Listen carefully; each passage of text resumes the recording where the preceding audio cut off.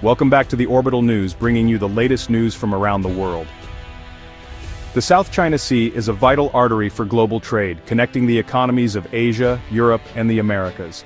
Every day, thousands of ships navigate these waters, carrying everything from electronics and oil to food and raw materials. In fact, over a third of all global shipping passes through its waters, making it one of the busiest and most important maritime corridors on the planet. But the South China Sea is more than just a trade route. Beneath its surface lie vast reserves of oil and natural gas, resources that are crucial for the energy security and economic growth of the surrounding nations. Multiple countries, including China, the Philippines, and Vietnam, have overlapping claims to these waters and the resources beneath them, each citing history, geography, and international law to justify their positions. These competing claims have led to frequent standoffs, tense encounters between coast guards and navies, and a constant risk of escalation. At the heart of the dispute is China's sweeping 9-dash line, a claim that covers almost the entire sea and overlaps with the exclusive economic zones of its neighbors, fueling ongoing disputes and confrontations. The United States, while not a direct claimant, regularly sends its navy to patrol the area, asserting the principle of freedom of navigation and challenging what it sees as excessive maritime claims, actions that often draw sharp protests from China. This region has become a flashpoint where economic interests, national pride, and military power collide, creating a complex and volatile environment. The stakes are incredibly high. A single miscalculation or incident could disrupt global supply chains, impact the world economy, and even trigger a wider crisis involving multiple nations. Into this tense and uncertain environment comes a new US-Philippines agreement, a move that could significantly reshape the balance of power and influence in the region. The world is watching closely as every development in the South China Sea has the potential to affect not just regional stability, but global peace and prosperity. Let's break down what's at stake, explore the key players, and understand why the future of the South China Sea matters to everyone, no matter where you live. July 2025 marked a turning point in US-Philippines relations as US President Donald Trump and Philippine President Ferdinand Marcos Jr. unveiled the Alliance for Regional Transformation, or RT, framework. This landmark agreement was signed in a high-profile ceremony, symbolizing a new era of cooperation between the two nations. The RT framework is more than just a diplomatic gesture. It's a bold move to reshape the economic and strategic landscape of Southeast Asia. This isn't just a trade deal, it's a comprehensive strategic partnership designed to shift global supply chains away from China and toward the Philippines.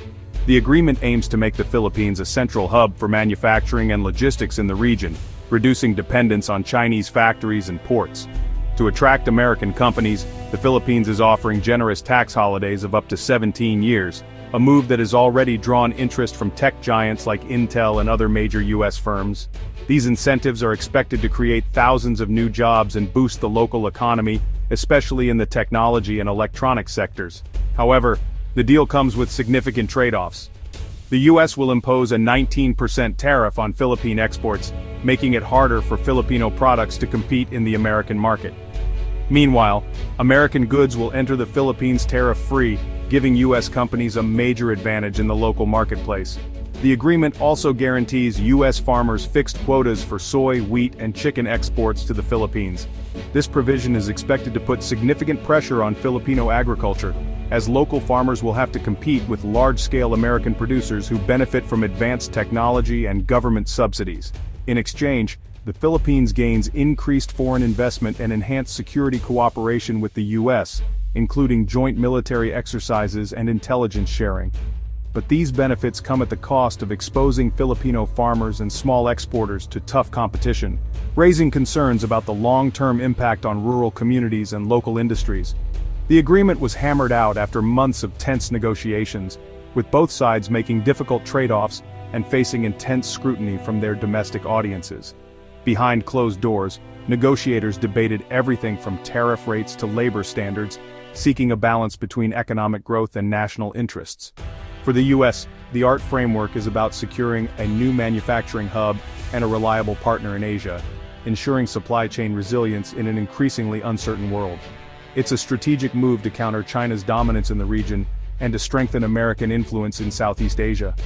For the Philippines, the agreement is a calculated gamble, betting on rapid economic growth and improved security, but also risking the livelihoods of local industries and small businesses. The hope is that new investments and jobs will outweigh the challenges faced by vulnerable sectors. As the ART framework takes effect, it is set to transform the region's economic landscape, redefining trade routes, investment flows, and strategic alliances across Southeast Asia for years to come. The most controversial part of the pact is energy exploration in the South China Sea. U.S. companies now have access to oil and gas reserves within the Philippines' exclusive economic zone, areas also claimed by China. American survey ships, escorted by Philippine naval forces, will begin mapping the seabed for drilling. This is a direct challenge to China's claims, backed by the 2016 Hague Tribunal ruling. The U.S.-Philippine Mutual Defense Treaty looms in the background, raising the stakes for any interference. For Manila, it's a chance to finally tap its offshore wealth. For Washington, it's about securing new energy sources and projecting power. But this bold move puts both nations' assets in a zone of high tension, where a miscalculation could spark a crisis. The quest for energy has become a high-stakes geopolitical gamble. China's reaction was swift and fierce, denouncing the U.S.-Philippines pact as a provocation. Officials in Beijing wasted no time in issuing strong statements, warning that the agreement would destabilize the region and threaten peace. The Chinese government accused Washington of interfering in Asian affairs and stoking tensions for its own strategic gain. Beijing sees the deal as an American attempt to contain China, using the Philippines as a pawn in a larger geopolitical chess game. Chinese analysts argue that the U.S. is trying to encircle China by strengthening alliances with its neighbors, and that this move is part of a broader strategy to limit China's rise as a global power.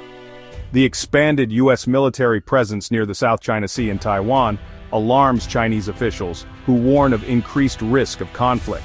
They point to the growing number of military exercises and patrols as evidence that the region is becoming a flashpoint where a single miscalculation could spark a dangerous confrontation. China claims the waters where joint U.S.-Philippine surveys are planned, calling them a violation of its sovereignty. Beijing insists that these areas have been part of its territory for centuries, and any foreign activity there is seen as a direct challenge to its authority. There's real fear that China may send its own vessels to confront the survey teams, risking a dangerous standoff. The possibility of accidental clashes or deliberate escalation has regional leaders and international observers deeply concerned about the potential for a wider conflict. The new alliance empowers the Philippines to push back against Chinese pressure, complicating Beijing's strategy. For Manila, the partnership with Washington offers both reassurance and leverage, allowing it to assert its claims more confidently in disputed waters. China now faces a more unified opposition, backed by U.S. military might. The presence of American forces in the region signals a clear message: any aggressive move by Beijing will not go unanswered. The regional power balance is shifting, and Beijing is forced to reconsider its tactics. As alliances strengthen and military postures harden, the stakes for all sides continue to rise. The South China Sea is entering a new, more volatile era, one where the risk of confrontation looms larger than ever, and the world watches anxiously to see what happens next. For Washington and Manila, the 2025 agreement is a strategic win. The pact revitalizes the 1951 Mutual Defense Treaty and includes real-time U.S. intelligence sharing and advanced weaponry for the Philippines. This boosts Manila's ability to monitor and defend its territory. The deal is expected to attract foreign investment, especially in tech, creating jobs and modernizing the Philippine economy. For the U.S., it secures a key partner and military access points in a critical region, while reducing reliance on Chinese supply chains. The agreement sends a clear message: America is committed to its allies and to a free, open Indo-Pacific. It's a model for future partnerships, blending security and economic cooperation. By strengthening its oldest Asian ally, the U.S. reassures others facing Chinese pressure. The alliance is now stronger than ever, but not without costs. The agreement brings real pain for many in the Philippines. The 19% U.S. tariff threatens Filipino exporters, making their goods less competitive and risking jobs. Local farmers face a flood of cheap, tariff-free U.S. agricultural imports, endangering their livelihoods.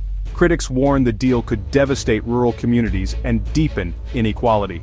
Urban areas may benefit from new tech jobs, but the countryside faces hardship. For the U.S., the tariff could mean higher prices for some goods and deeper entanglement in regional disputes. The pact creates opportunities, but also sharpens economic and social divides. The government must balance growth with protecting its most vulnerable citizens. The agreement is seen differently in each capital. In Washington, it's a foreign policy win, countering China, building supply chains and strengthening alliances. Manila's leaders call it a pragmatic move for security and modernization, but critics see it as sacrificing economic autonomy for U.S. interests. Some fear the Philippines is becoming a U.S. proxy, risking entanglement in a great power rivalry. In Beijing, the pact is viewed as an act of aggression and containment, undermining China's regional ambitions. Chinese officials accuse the U.S. of stirring up trouble and militarizing the region. The deal has set the stage for heightened tension and strategic rivalry. Each side is recalibrating its strategy, with the Philippines caught in the middle. The stakes for the region have never been higher. The pact's impact is deeply felt by ordinary Filipinos. In cities, young professionals see new opportunities as U.S. investment flows in. But in rural areas, farmers fear for their livelihoods, unable to compete with cheap U.S. imports. The military welcomes the alliance for its deterrent value, but some strategists warn of increased risk and reduced diplomatic flexibility. In the U.S., analysts debate whether the deal overcommits America to a potential flashpoint with China. Chinese voices warn that joint patrols could trigger accidental clashes. Fishing communities in the South China Sea feel especially vulnerable, caught between rival powers. The promise of prosperity is shadowed by the risk of conflict. The U.S.-Philippines agreement has redrawn Asia's strategic map, creating both opportunity and risk. Tensions with China are up, and economic pain is real for some Filipinos. The path forward demands restraint, open communication, and a commitment to peace. Washington, Manila, and Beijing must keep diplomatic channels open to prevent miscalculation. ASEAN can help mediate, and a binding code of conduct for the South China Sea is urgently needed. Long-term stability requires shifting from rivalry to shared prosperity. Joint ventures, marine conservation, and creative diplomacy could turn competition into cooperation. The choice is clear: conflict or a peaceful, prosperous Indo-Pacific built on mutual respect and international law.